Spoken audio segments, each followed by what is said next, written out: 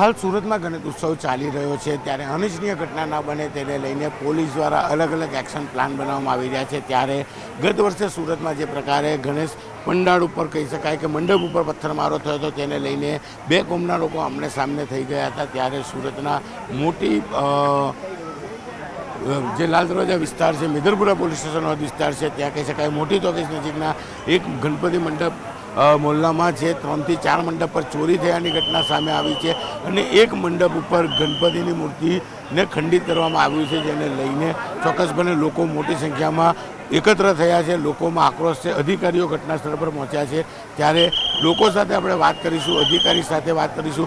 રાઘવ જૈન આ વિસ્તારના ડીસીપી છે, તેઓ અહીંયા પહોંચ્યા છે। આપણે એમની સાથે વાત કરવાનો પ્રયાસ કરીશું કયા પ્રકારની છે, કારણ કે લોકોમાં આક્રોશ જોવા મળી રહ્યો છે। કારણ કે આ જ વિસ્તાર છે અને બાજુના વિસ્તારમાં ગત વર્ષે પથ્થરમારો થયો હતો। ત્યારે જે મેદરપુરા વિસ્તાર છે, રાઘવ જૈન આપણી સાથે છે।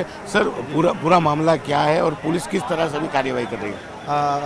वारदात ये है कि कल रात को लगभग 3 से 4 बजे के बीच में का जाने मानस ने यहाँ पे दारूखाना रोड के विस्तार में जितने भी सड़कों पर गणपति जी की स्थापना हुई है वहाँ पर चोरी करने की कोशिश की। तो उसने अलग अलग पंडाल से जो भी वो चोरी कर पाया, जबकि चोरी का जो मुद्दा माल है वो इतना वो महंगा नहीं है, पर फिर भी उसने अलग अलग पंडालों में जाके चोरी करने की कोशिश की और उसी दौरान एक हड़बड़ाहट में आकर उसने जो एक गणपति जी की स्थापना थी वहाँ पे एक मूर्ति को थोड़ी सी हानि पहुँचा दी।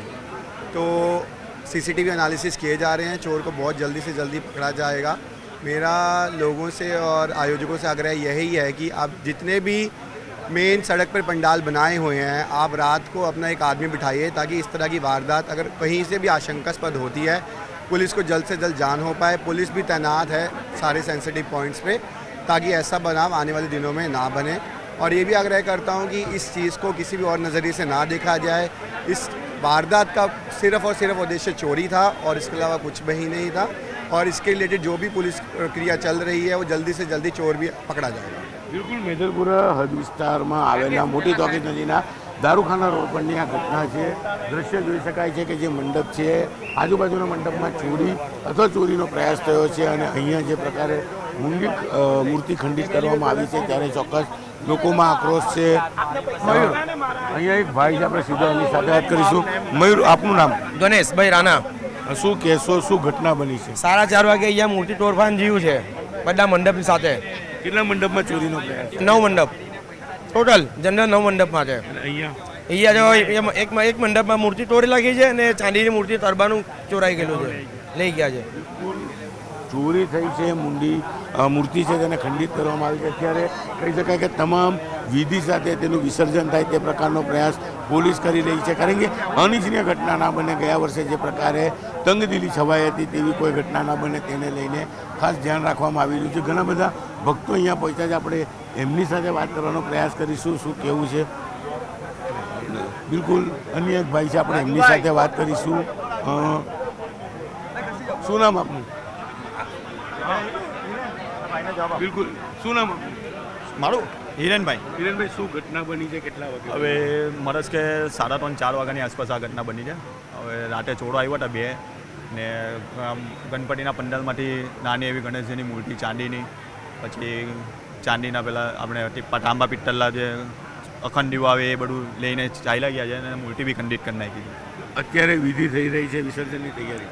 હા, અત્યારે હવે જે અમારી ખંડિત મૂર્તિ હતી એને વિસર્જનની તૈયારી થઈ રહી છે ને બીજી એની જગ્યા પર મૂર્તિની સ્થાપના થાય છે। બિલકુલ જે પ્રકારે ચોર આવ્યા હતા, 9 જેટલા પંડાળ છે, મંડપોમાં ચોરીનો પ્રયાસ થયો છે।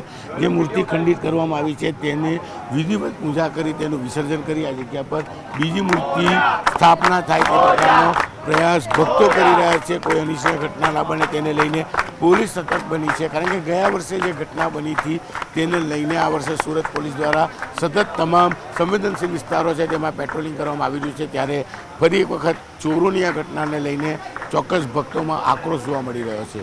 કેમેરામેન જીગર ગુગલ સાથે કૃતેશ પટેલ, ન્યૂઝ 18 ગુજરાતી, સુરત।